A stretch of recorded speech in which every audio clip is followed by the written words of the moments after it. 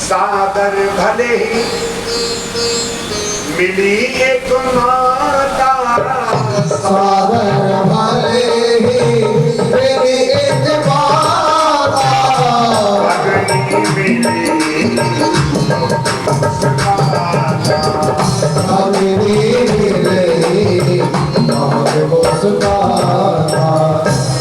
मैंने कहा बेटी आओ सभी, हृदय से लगा दिया, रोने लगी माता बीरनी। बेटी मैंने तेरे पिता को कई बार कहा बेटी को निमंत्रण दे, तो मेरी एक नहीं सुनी। कई बार कहा मैंने, तो अच्छा हुआ बेटी आ गई। माँ का हृदय गदगद हो गया। बेटी आ जाए, माँ के हृदय से लग जाए। सब लोग पूछ रहे हैं आपको निमंत्रण नहीं किया था? अच्छा, बेटी से मुंह करके हंस, निमंत्रण ये साड़ी जो पिताजी ने दिलवाई थी ना वही वाली है। पति कुछ कमाते नहीं तो दूसरी साड़ी दिलाई। अभी तक कोई नई गाड़ी नहीं ली, पहले ही चल रहा है। बूढ़ा ना भी सादर भले ही मिली एक माता, और बहने बड़ी मिली बड़ी मुस्कान। अग्नि मिली बहुत मुस्कान। दूसरे कहने में सबसे आगे है महाराज। कह दिए बुरा न लगे, हाँ लग रहा पति कुछ कमाते नहीं, पता नहीं है कौन है पति, कमाने दे। शंकर जी काम करने देंगे। अच्छा ये बताओ घर तो बढ़िया बन गया कि वैसे ही खंडहर पड़ा है? सभी सब बातें बहुत अच्छी नहीं लगती, ध्यान में नहीं दिया। सोचा लाओ पहले पापा जी से मिल लेती। सती जाई देखो तब जागा, क्या पिताजी यज्ञ कर रहे हैं वो यज्ञ तो देखूं, कितना विशाल यज्ञ है। और कहूं न दीख शंभु कर था। सती जी ने जाके यज्ञ को देखा, ईशान दिशा जो भगवान शंकर की है बिल्कुल खाली है, कोई कलश भी नहीं रखा। ईशाना सर्वविद्यानां ईश्वरा सर्वभूतानां ब्रह्माधिपतिर ब्राह्मणोधिपतिर ब्रह्मा शिवो मे अस्तु सदा सूर्यम्। शुक्ल यजुर्वेद। ईशान दिशा बिल्कुल खाली है, कोई कलश नहीं, कोई चौकी नहीं, कोई पाठ, कुछ नहीं। सारे देवताओं को बुलाया, एक भी देवता नहीं आए। पता है ये यज्ञ बहुत देर तक चलेगा नहीं।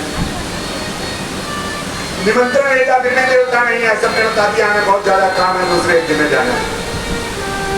बृहस्पति भी नहीं आए, देवताओं के गुरु बृहस्पति, त्वष्टा को गुरु बनाकर और ये यज्ञ प्रारंभ कराया गया।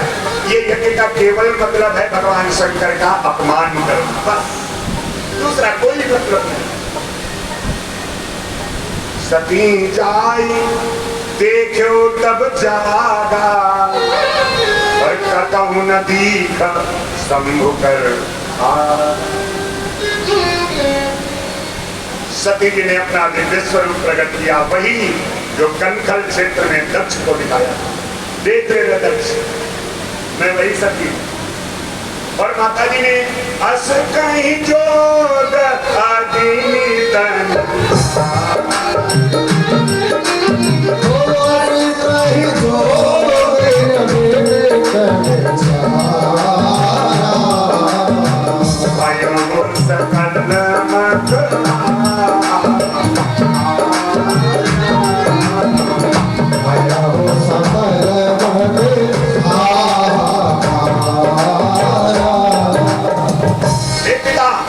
तुम्हारे शरीर से मेरे लक्ष्य, तेरे शुक्र से मैं उत्पन्न हुई हूँ, इसलिए ये मैं शरीर ही नहीं रखूं। योगाग्नि को बुलाया, सती जी दैव हो। सबने कहा बेटी नहीं नहीं अब यज्ञ नहीं होगा। दक्ष ने कहा यज्ञ बंद भी नहीं होगा, इसको तो हम पहले ही लेकर देखल कर चुके। ये मेरी बेटी है नहीं, मैंने छोड़ दिया, तुम यज्ञ जारी रखो। सबने मना किया। भगवान शंकर के गण रोते हुए भगवान शंकर के पास आए। बाबा सती जी ने अपने शरीर को छोड़ दिया। बाबा ज्यादा कुछ नहीं बोले, अपना काम करते। नारद जी ने आकर रोकर कहा, भगवान गणों की बहुत पिटाई हुई है। भगवान शंकर को क्रोध आ गया, गणों की पिटाई। जटा को उखाड़ा, पृथ्वी पर पटका और एक विशाल भगवान शंकर के समान वीरभद्र भगवान का जन्म हो गया। बोलो वीरभद्र भगवान की। हाथ में त्रिशूल लिए हुए, कहो पिता क्या आदेश है? भगवान ने कह दिया, जाओ दक्ष को जरा बताओ क्या दिया। वीरभद्र जी महाराज इतने आवेश में कई हजार अक्षौणी सेना को लेकर दक्ष के यज्ञ में पहुंचे और महाराज जो हाहाकार दक्ष के यज्ञ में मचा, सबकी खूब पिटाई करी। जो आचार्य जी थे ना, त्वष्टा जी, वीरभद्र ने एक ही रेल पर मारा 32 से 32 दांत बाहर। ये तो अभी पंडित जी की जजमान की स्थिति बताऊं। दक्ष को पकड़ा और पकड़कर जहां से घी जाता है उसी जगह उठाकर त्रिशूल से स्वाहा सर काट दिया। सारे देवता, वीरभद्र जानते हो कौन है? वीरभद्रो महातेजो शंकर शीघ्रनाग्रणी। बिल्कुल भगवान शंकर के समान है, पहचान नहीं सकते। वीर अब जजमाने नहीं रहा तो हमन कैसे हो? त्वष्टा के 32 दांत टूट गए। बोले महाराज हम खाएंगे क्या? भगवान शंकर ने कहा सतुआ खाओ। सत्तू जानते हो? नहीं जानते? हाँ, वो जो परशुराम वाले दिन वो घोल के पिलाए जाते हैं, दीवान में कहा जाता है सत्तू को, जो से बना हुआ सत्तू गर्मी के दिनों में पिया जाता है। हाँ, भगवान बोले अब तुम वही पियो। 32 के 32 तो बाहर आ गए। दांत है नहीं तो रोटी तो आज के बाद खाओगे नहीं। बिना शंकर के यज्ञ करने चले। भगवान शंकर के बिना यज्ञ कोई होता है क्या? अब जब यजमान नहीं है, सब लोग देवता सब मिलकर भगवान शंकर के पास गए, बाबा अगर ऐसा ही होने लगा तो लोग यज्ञ नहीं करवाएंगे, यज्ञों की आस्था उठ जाएगी। यज्ञ करो तो लोग आकर और यज्ञ में विध्वंस कर देते।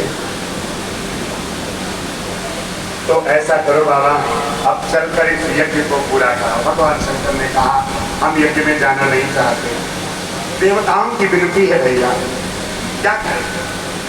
भगवान शंकर शिव महापुराण में तो नहीं, देवी महापुराण में आता है। भगवान शंकर उस यज्ञ में गए और चलते हुए सती के शरीर को भगवान ने अपनी बाहों पर उठा लिया। भगवान विष्णु ने सुदर्शन चक्र को आदेश दिया और वो धीरे धीरे सती के अंगों को 52 शक्ति पीठों का निर्माण। देवी भागवत में इस कथा का बहुत ज्यादा विस्तार से वर्णन है। जहाँ पर माता की जीभ गिरी वहां पर ज्वाला मैया विद्यमान है। जहाँ पर भगवती के नेत्र गिरे वहां पर नैना देवी विद्यमान। बहुत सारे 52 शक्ति पीठ हैं। कितने हैं?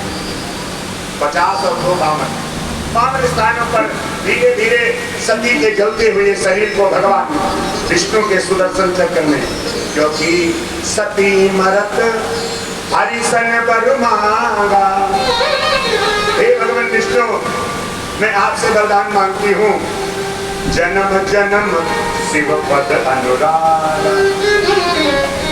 मैं जन्मांतर में जब भी जन्म लूं तब मैं भगवान शंकर की ही अर्धांगिनी हूं। ऐसा वरदान मांगा। किसने?